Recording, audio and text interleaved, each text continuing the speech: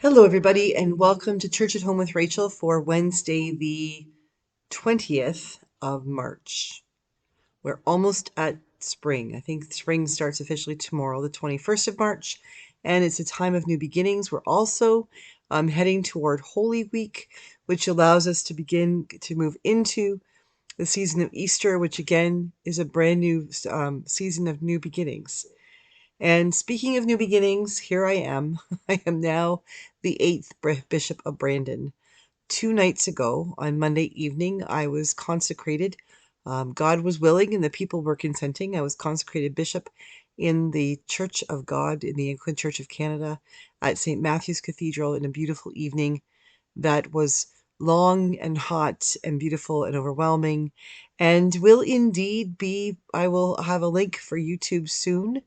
They were not able to show it live, but they live stream it, but they have recorded it. They had a little bit of a glitch with some corruption of the last couple of minutes of the service, but they're working on that. But once they have everything figured out, I will paste the YouTube address in the comments and let you know where you can go to watch it. I'm kind of excited to see it myself since I was in the middle of it and unaware of what was happening. Well, I was quite aware of what was happening, but I wasn't able to see what was happening. As you might, I don't know if you can tell, but I'm wearing a purple shirt and I have a pectoral cross on. I have 4 of these.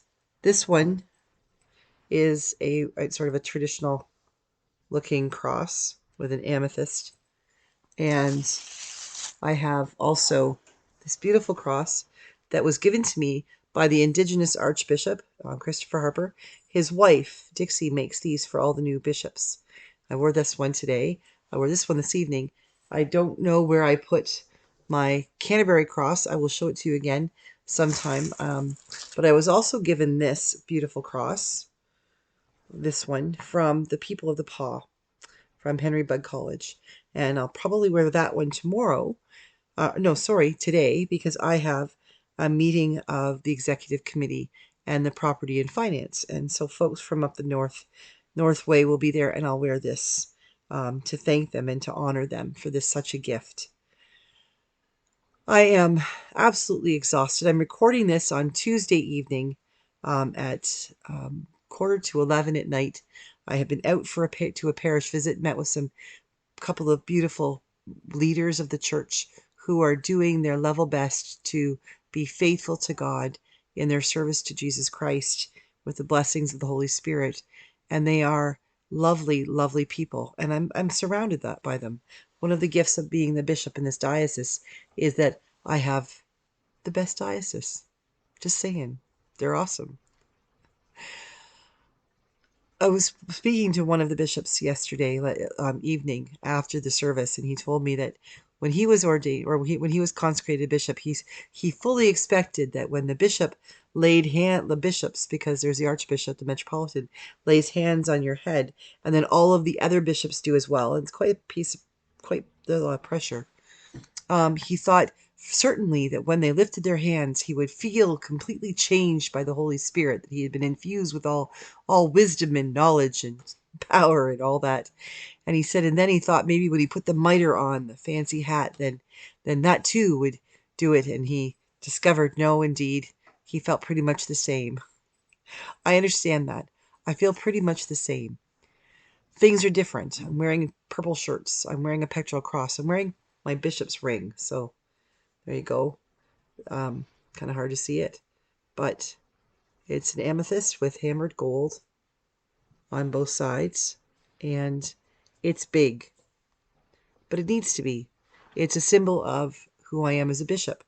Some people know what that means and others don't, but it's a good conversation starter, and it's an opportunity to share with people what it means to be a bishop or a priest, even in the church, to share with people the good news of Jesus Christ and to celebrate the fact that we do have people who take that kind of authority seriously, that we are doing our best to share with other people the gift of God in their lives. And that is essentially everything that I do.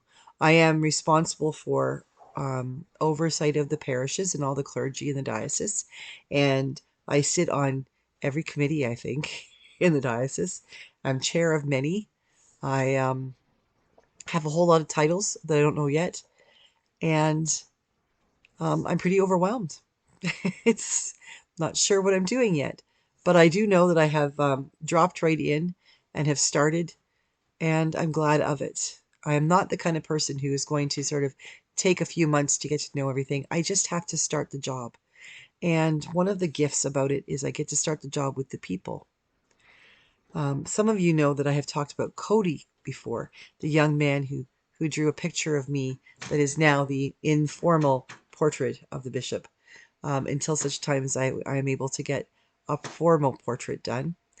And Cody was able to be at the service and to present me with that picture.